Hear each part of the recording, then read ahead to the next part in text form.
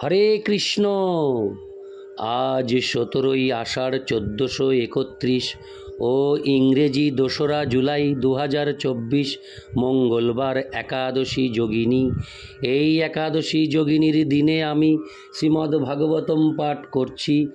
আজ আমি পাঠ করছি শ্রীমদ্ ভাগবতমের 3য় স্কন্ধ 3য় অধ্যায় বৃন্দাবনের বাইরে ভগবানের লীলা বিলাসের শ্লোক 15, 16, 17, 18, 19 ও 20। অডিওর শুরুতে সকল ভক্তিমতী মা ও ভক্তবৃন্দের শ্রীচরণে দণ্ডবৎ প্রণাম জানিয়ে আমি একটি গুরুত্বপূর্ণ আবেদন আপনাদের শ্রীচরণে করছি। আমি যেমন অডিও পাঠ করি আপনাদের শ্রবণ করানোর জন্য, এবং আপনারা শ্রবণ করলে ভগবান আমার উপর অত্যন্ত প্রসন্ন হবেন, এই আশঙ্কা আমি করি। এই আশঙ্কাই আমার শ্রেষ্ঠ ব্রত, এই আশঙ্কাই আমার শ্রেষ্ঠ পথ। তাই আমি অনেক কষ্ট করে এই অডিওগুলি তৈরি করে আমি পোস্ট করি আপনাদের জন্য, পারমার্থিক উন্নতি সাধনের জন্য। আমি চাই, আমি কেন শুধু একাই পারমার্থিক উন্নতি ভোগ করব, আমি চাই আমার সাথে আপনারাও পারমার্থিক উন্নতি সাধন করুন, ভগবানের কৃপা পেয়ে যান। আমি এই আশা নিয়ে আপনাদের শ্রীচরণে নিবেদন রাখছি। জীবনের পূর্ণতা ইউটিউব চ্যানেলটিকে সাবস্ক্রাইব করে আপনিও অনেক মানুষের মধ্যে এই অডিওগুলি শেয়ার করে, লাইক কমেন্টস করে আপনারাও অনেক পারমার্থিক উন্নতি সাধন করতে পারবেন। আপনার শেয়ার করার মাধ্যমে একজন ভগবত ভক্তের কাছে যদি এই অডিও পৌঁছায় এবং তিনি তাহা শ্রবণ করেন, আমার সাথে সাথে আপনারও পারমার্থিক উন্নতি সাধিত হবে। তাই আপনারা অবশ্যই জীবনের পূর্ণতা ইউটিউব চ্যানেলটিকে সাবস্ক্রাইব করে ভাগবতমকে অনেক দূর পৌঁছে দিন। নারায়ণ হে নারায়ণ ভবভয়হরণম নারায়ণ। শ্লোক 15। মিথো যদৈশাং ভবতা বিবাদ মধামদাতাম্র বিলোচনানাম নৈশাং বধোপায় ইয়ানত হন্য মজ্জুদ্যতে হন্তর দধতে স্বয়ং স্ম। অনুবাদ: যখন সেই যাদবেরা মধুপানে উন্মত্ত হয়ে আরক্ত লোচনে পরস্পরের সঙ্গে কলহে প্রবৃত্ত হবে, তখন সেই বিবাদী তাদের বিনাশের কারণ হবে। অন্য আর কোনো উপায়ে তা সম্ভব নয়। আমার অন্তর্ধানের পর তা ঘটবে। তাৎপর্য: ভগবান এবং তার পার্ষদেরা তারই ইচ্ছার প্রভাবে আবির্ভূত এবং তিরোহিত হন। তারা প্রকৃতির নিয়মের অধীন নন।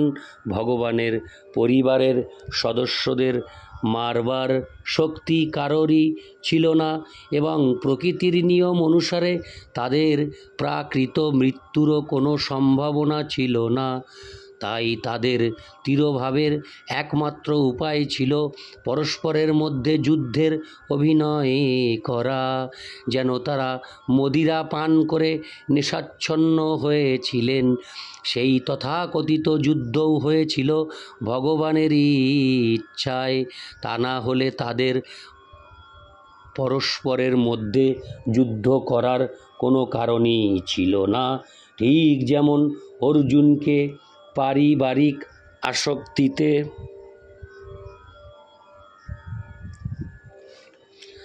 মোহাচ্ছন্ন করা হয়েছিল এবং তার ফলে ভগবদ্গীতার উপদেশ দেওয়া হয়েছিল, তেমনি ভগবানের ইচ্ছায় যাদবেরা মদিরা পানে প্রমত্ত হয়েছিলেন। তাছাড়া আর কিছু নয়। ভগবানের ভক্ত এবং পার্শ্বদেরা সম্পূর্ণরূপে শরণাগত আত্মা। এইভাবে তারা সকলেই ভগবানের হাতে অপ্রাকৃত ক্রীড়নক এবং ভগবান তার ইচ্ছা অনুসারে তাদের ব্যবহার করতে পারেন। ভগবানের শুদ্ধ ভক্তেরাও ভগবানের এই প্রকার লীলা উপভোগ করেন। তারা সর্বদাই তার আনন্দ বিধান করতে চান। ভগবানের ভক্তেরা কখনো তাদের স্বতন্ত্র ব্যক্তিত্ব আরোপ করেন না। পক্ষান্তরে তাদের স্বতন্ত্র সত্তা নিয়ে তারা ভগবানের ইচ্ছার পূর্তি সাধন করেন এবং ভগবান ও তার ভক্তের মধ্যে এই সহযোগিতার ফলে ভগবানের লীলার পূর্ণ পটভূমিকা নির্মিত হয়। ইতি শ্লোক 15, শ্লোক 16। এবং সঞ্জিন্ত ভগবান স্বরাজ্যে স্থাপ্য ধর্মজম নন্দ আমাস সুহৃদ সাধুনাং বর্তদর্শয়ন। অনুবাদ: ভগবান শ্রীকৃষ্ণ এইভাবে মনে মনে চিন্তা করে ধর্মপুত্র যুধিষ্ঠিরকে তার রাজ্যে স্থাপন করে এবং সাধুদের বর্ত প্রদর্শন করে সুহৃদদের আনন্দ বিধান করেছিলেন। ইতি শ্লোক 16, শ্লোক 17। উত্তরায়ং ধৃত পুরোর্বংশ সাধ্যভীমন্নুনা সবৈ দ্রোণস্ত্র সংপ্লুষ্ট পূর্ণ ভগবতা ধৃত। অনুবাদ: পুরুবংশধরের যে ভ্রূণটি মহাবীর অভিমন্যু কর্তৃক তার পত্নী উত্তরার গর্ভে সংস্থাপিত হয়েছিল, তা দ্রোণপুত্র অশ্বত্থামার ব্রহ্মাস্ত্রে দগ্ধ হয়েছিল, কিন্তু পরবর্তীকালে ভগবান তা পুনরায় রক্ষা করেছিলেন। তাৎপর্য: মহান যোদ্ধা অভিমন্যু কর্তৃক উত্তরা গর্ভবতী হওয়ার পর পরীক্ষিতের যে ভ্রূণ শরীরটি বিকশিত হয়েছিল তা অশ্বত্থামার ব্রহ্মাস্ত্রে দগ্ধ হয়েছিল, কিন্তু ভগবান শ্রীকৃষ্ণ উত্তরার গর্ভে তাকে দ্বিতীয় শরীর প্রদান করেন এবং এইভাবে পুরুবংশ রক্ষা পেয়েছিল। এই ঘটনা প্রত্যক্ষভাবে প্রমাণ করে যে শরীর এবং চিৎ স্ফুলিঙ্গ বা জীব পরস্পর থেকে ভিন্ন। পুরুষের বীর্য সঞ্চারের ফলে জীব যখন কোনো স্ত্রীর গর্ভে আশ্রয় গ্রহণ করে তখন পুরুষ ও স্ত্রীর ক্ষরণের মিশ্রণ হয় এবং মটর দানার আকারে এক শরীর নির্মিত হয় এবং ক্রমশ তা এক পূর্ণাঙ্গ শরীর রূপে বিকশিত হয়।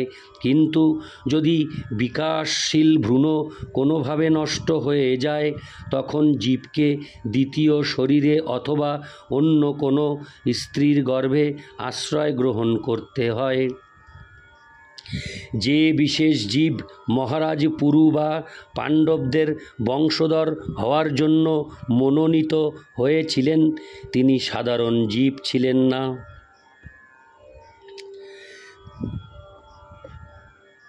হরে কৃষ্ণ। শ্রীকৃষ্ণের অপ্রাকৃত ইচ্ছায় তিনি মহারাজ যুধিষ্ঠিরের উত্তরাধিকারী হওয়ার ভাগ্যলাভ করেছিলেন। তাই অশ্বত্থামা যখন উত্তরার গর্ভস্থ মহারাজ পরীক্ষিতের ভ্রূণ নষ্ট করেছিল তখন ভগবান মহাবিপদগ্রস্ত ভাবী পরীক্ষিত মহারাজকে শুধুমাত্র দর্শন দেওয়ার জন্যই তার অন্তরঙ্গা শক্তির প্রভাবে উত্তরার গর্ভে তার অংশের দ্বারা প্রবেশ করেন। উত্তরার গর্ভে আবির্ভূত হয়ে ভগবান শ্রীকৃষ্ণ শিশুটিকে অভয় দান করেন এবং তার সর্বশক্তিমত্তার দ্বারা তাকে এক নতুন শরীর দান করে সর্বতোভাবে তাকে রক্ষা করেন। তার সর্বব্যাপক শক্তির দ্বারা ভগবান শ্রীকৃষ্ণ উত্তরা এবং পাণ্ডব পরিবারের অন্যান্য সদস্যদের বাইরে ও ভিতরে বিরাজমান ছিলেন। ইতি শ্লোক 17, শ্লোক 18। অজাজয়োদ্ধর্মসুত মৎস্যমেধৈ স্ত্রী ভীরিবিভু সোহপি খামনুজৈরক্ষণ রেমে কৃষ্ণমনু ব্রত। অনুবাদ: পরমেশ্বর ভগবান শ্রীকৃষ্ণ ধর্মপুত্র যুধিষ্ঠিরকে দিয়ে 3টি অশ্বমেধ যজ্ঞ সম্পাদন করিয়েছিলেন এবং মহারাজ যুধিষ্ঠিরও সর্বদা পরমেশ্বর ভগবান শ্রীকৃষ্ণের অনুবর্তী হয়ে তার কনিষ্ঠ ভ্রাতাদের সহায়তায় পৃথিবী পালন করে আনন্দে কাল যাপন করেছিলেন। তাৎপর্য: মহারাজ যুধিষ্ঠির ছিলেন পৃথিবীর সম্রাট, পরম্পরার আদর্শ প্রতিনিধি, কেননা তিনি ছিলেন শ্রীকৃষ্ণের একনিষ্ঠ ভক্ত। বেদে ঈশোপনিষদ উল্লেখ করা হয়েছে যে ভগবান হচ্ছেন সমগ্র সৃষ্টির অধীশ্বর। এই জড় সৃষ্টির উদ্দেশ্য হচ্ছে বদ্ধ জীবদের ভগবানের সঙ্গে শাশ্বত সম্পর্কের পুনঃপ্রতিষ্ঠা করে তাদের প্রকৃত আলয় ভগবদ্ধামে ফিরে যাওয়ার সুযোগ দেওয়া।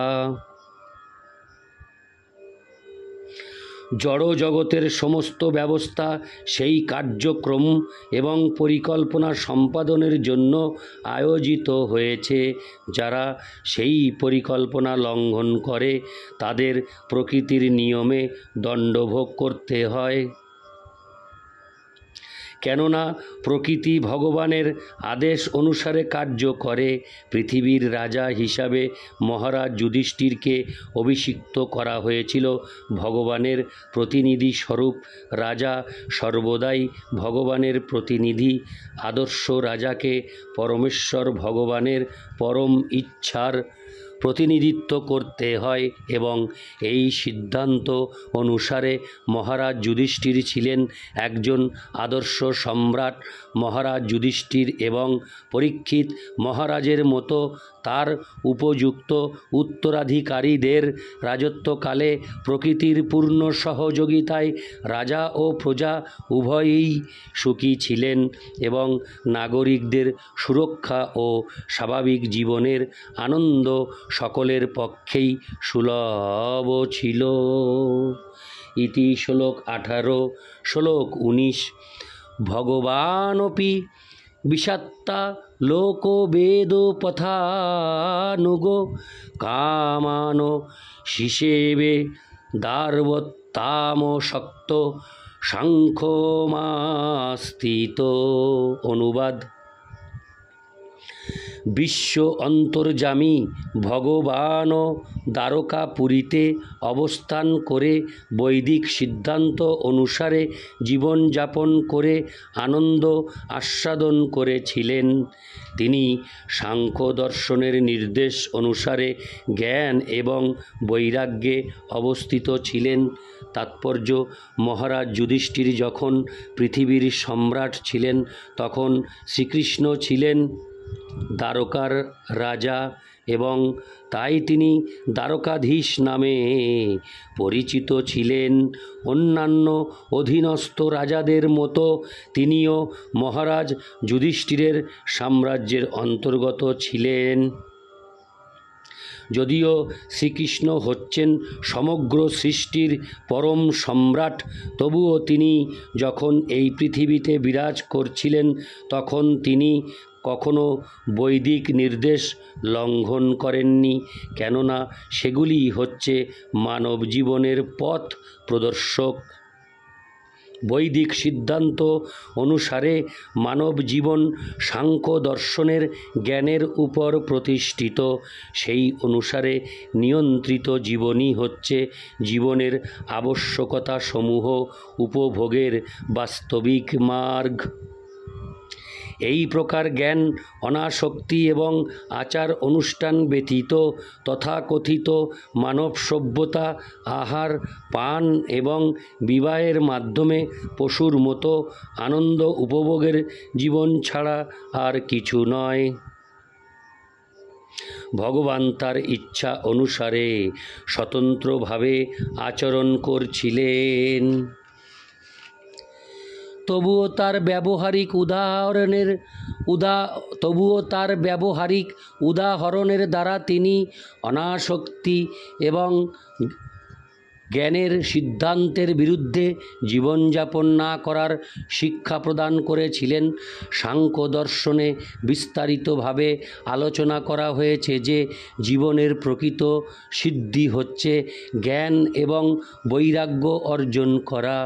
জ্ঞানের অর্থ হচ্ছে মানব জীবনের উদ্দেশ্য যে জড়জাগতিক দুঃখের নিবৃত্তি, সেই সম্বন্ধে অবগত হওয়া এবং সুনিয়ন্ত্রিতভাবে দেহের প্রয়োজনগুলি মেটানো সত্ত্বেও এই প্রকার পাশবিক জীবনধারণ থেকে বিরত থাকা অবশ্য কর্তব্য। দেহের দাবিগুলি মেটানোই পশু জীবন, আর চিন্ময় আত্মার উদ্দেশ্য সাধনই হচ্ছে মানব জীবনের প্রকৃত লক্ষ্য। ইতি শ্লোক 19। শ্লোক 20। স্নিগ্ধস্মিতাবলোকেন বাচা পীযুষকল্পয়া চরিত্রেণানবদ্যেন শ্রীনিকেতেন চাত্তনা। অনুবাদ: ভগবান শ্রীকৃষ্ণ তার স্নিগ্ধ সহাস্য অবলোকন, অমৃততুল্য মধুর বাক্য, নির্দোষ চরিত্র সহ লক্ষ্মী দেবীর নিবাসস্থল স্বরূপ তার অপ্রাকৃত শ্রীবিগ্রহে সেখানে বিরাজমান ছিলেন। শ্লোক 20 তাৎপর্য: পূর্ববর্তী শ্লোকে বর্ণনা করা হয়েছে যে সাংখ্য দর্শনের তত্ত্বে স্থিত হওয়ার ফলে ভগবান শ্রীকৃষ্ণ জড় বিষয়ের প্রতি সম্পূর্ণ অনাসক্ত। এই শ্লোকে আবার বর্ণনা করা হয়েছে যে তিনি হচ্ছেন সৌভাগ্যের অধিষ্ঠাত্রী লক্ষ্মী দেবীর নিবাসস্থল। এই দুটি তত্ত্ব পরস্পর বিরোধী নয়। ভগবান শ্রীকৃষ্ণ নিকৃষ্টা জড়া প্রকৃতির বৈচিত্র্যের প্রতি অনাসক্ত, কিন্তু চিন্ময় প্রকৃতি বা অন্তরঙ্গা প্রকৃতিতে তিনি নিত্য আনন্দ উপভোগ করেন। যারা মূর্খ তারা বহিরঙ্গা এবং অন্তরঙ্গা প্রকৃতির পার্থক্য বুঝতে পারে না। ভগবদ্গীতায় অন্তরঙ্গা শক্তিকে পরা প্রকৃতি বলে বর্ণনা করা হয়েছে। বিষ্ণু পুরাণেও শ্রী বিষ্ণুর অন্তরঙ্গা শক্তিকে পরাশক্তি বলে বর্ণনা করা হয়েছে। ভগবান কখনো পরাশক্তির সঙ্গের প্রতি অনাসক্ত নন। এই পরাশক্তি এবং তার প্রকাশ ব্রহ্মসংহিতায় 5:37 আনন্দ চিন্ময় রস প্রতিভাবিতাভি রূপে বর্ণিত হয়েছে। ভগবান নিত্য আনন্দময় এবং এই প্রকার অপ্রাকৃত আনন্দ থেকে উৎপন্ন রস সম্বন্ধে পূর্ণরূপে অবগত। নিকৃষ্টা জড়া প্রকৃতির বৈচিত্র্যকে পরিত্যাগ করার অর্থ এই নয় যে চিৎজগতের অপ্রাকৃত আনন্দকেও পরিত্যাগ করতে হবে। তাই ভগবানের স্নিগ্ধতা, তার স্মিত হাসি, চরিত্র এবং তার সঙ্গে সম্পর্কিত সব কিছুই অপ্রাকৃত। অন্তরঙ্গা শক্তির এই প্রকাশ বাস্তব। তার প্রতিবিম্ব যে জড়া প্রকৃতি তা ক্ষণস্থায়ী এবং প্রকৃত জ্ঞানের মাধ্যমে সকলেরই তার প্রতি অনাসক্ত থাকা উচিত। ইতি শ্লোক 20। নারায়ণ হে নারায়ণ ভবভয়হরণম নারায়ণ লক্ষ্মীকান্তম কমলনয়নম মঙ্গলচরণম নারায়ণ। হরে কৃষ্ণ, জয় রাধে, রাধে গোবিন্দ, জয় রাধে রাধেশ্যাম, হরি বল।